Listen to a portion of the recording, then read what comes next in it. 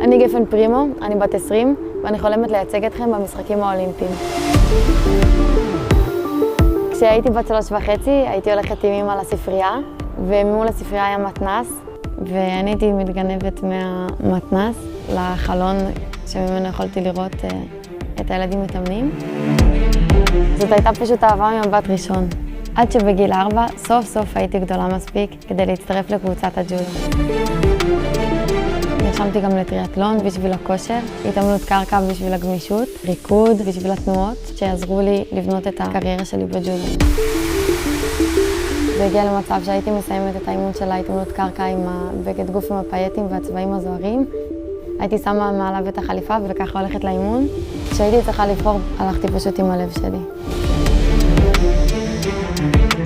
המשפחה שלי אף פעם לא פספסה תחרות.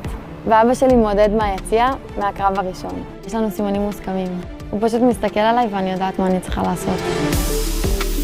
אני חושבת שכל ספורטאי צריך שיהיה לו את הגרעין הזה של המשפחה או של המאמנים, חברים טובים, שיאמינו בו. בניצחונות, בהפסדים, הם תמיד שם מאחוריי. זה מה שנותן לי את הכוח וגורם לי לדחוף את עצמי גם ברגעים קשים. אז מה החלום שלי? לשמוע את ההמנון על הפודיום.